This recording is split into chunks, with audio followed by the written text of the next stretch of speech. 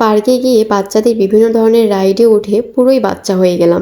আর তার সাথে জীবনে প্রথমবারের মতো নৌকা রাইডে উঠে একটা ভয়ঙ্কর অভিজ্ঞতা হয়েছিল আমার। আমরা যতই বড় হই না কেন, আমাদের প্রত্যেকের ভিতরেই একটা বাচ্চা মন আছে, যেটা আমরা সবসময় প্রকাশ করতে পারি না। আর সেই সাথে থাকছে ডানা পার্কের ডানামণির স্মৃতির কথা, যার জন্য একজন বাবা তার মেয়ের নামে মানে ডানামণির নামে তার পার্কটা তৈরি করেছিল। এই যে ছোট্ট মেয়েটাকে দেখতে পাচ্ছেন, এই ডানার নামে কিন্তু ডানা পার্কটা তৈরি করা হয়েছিল। যার নামে ডানা পার্কের নামকরণ করা হয়েছিল সে এখন শুধুই স্মৃতি। তো আমি টুকটুক করে ভিতরে যেয়ে ঘুরে ঘুরে দেখছিলাম সবকিছু। তো ওখানে দেখছি একটা সিংহ আছে, হাতি আছে, আর এই পাশটা ছিল বাচ্চাদের খেলাধুলার জন্য। এটার ভিতরে বাচ্চাদের খেলাধুলার জন্য বিভিন্ন ধরনের রাইড আছে আর সেলফি বুথ আছে। তো তারপর চলে আসি জুস খাওয়ার জন্য। এখানে এসে আবার আমি ডানামণির কাছে চলে আসি। সেখানে এসে বাবা মার সাথে কত সুন্দর সুন্দর সময় কাটিয়েছে সেগুলোরই ছবি ছিল, আর সেগুলো দেখতে আমার ভালোই লাগছিল। তো তারপর জুস খেয়ে আবার চলে আসি পার্কের ভিতরে। একটা সুন্দর পুকুর আছে আর তার সামনে একটা পরী আছে যে সবসময় জল দিচ্ছিল। তো আমিও একটু জল নিচ্ছিলাম, ভালোই লাগলো। পুকুরের উপরে মাচার উপর দিয়ে হাঁটতে আমার অনেক ভয় লাগছিল, যার জন্য আর বেশিক্ষণ না থেকে সেখান থেকে চলে আসি। তারপর এখানে ঘুরে ঘুরে দেখছিলাম আবার একটা সুন্দর সাদা কালারের পরী, তার হাতের নিচে আবার কিছুক্ষণ দাঁড়ায়। আমরা সন্ধ্যার যেহেতু কিছুক্ষণ আগে গিয়েছিলাম, তাই পুরো পার্কটা ঠিক করে ঘুরে দেখতেই পারিনি, যার জন্য অনেক কিছুই দেখা হয়নি। তো যেটুকু আমি ঘুরেছি সেটুকুই আপনাদের সাথে শেয়ার করছি। তারপর এখানে দেখতে পাই একটা সুন্দর জেব্রার সাথে আমার ওড়নাটা একটু ম্যাচিং ম্যাচিং হয়ে গেছে, ডোরাকাটা।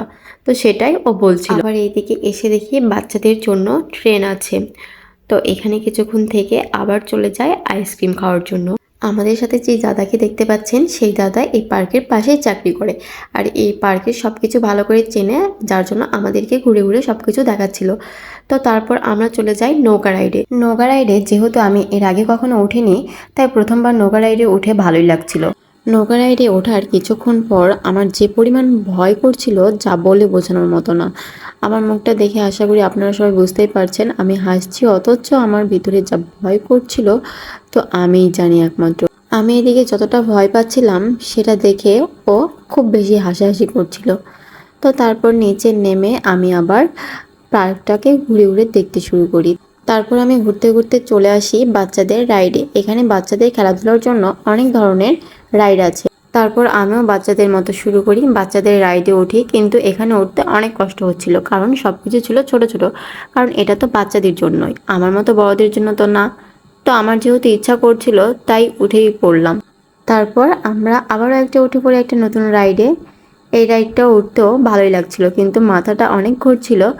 যাক, শেষ পর্যন্ত মজা ছিল। আমি এই ডানা পার্কে এসে সব কিছু করতে পেরেছি নিজের ইচ্ছে মতো, কোথাও কোনো বাধা পাইনি। আমি যা করতে চেয়েছি তাই করতে পেরেছি। বাচ্চাদের মতো ছোট ছোট জায়গায় উঠতে পেরেছি, সব ধরনের রাইডে উঠতে পেরেছি, আর অনেক অনেক মজা করেছি। আর এই সব কিছুই হয়েছে আমাদের সাথে যে দাদাটা ছিল তার জন্য। আমরা একাই থাকলে হয়তোবা ও আমাকে সব রাইডে উঠতে দিত না। তো দাদাটা ছিল আর বলছিল জন্য করতে দিয়েছিল।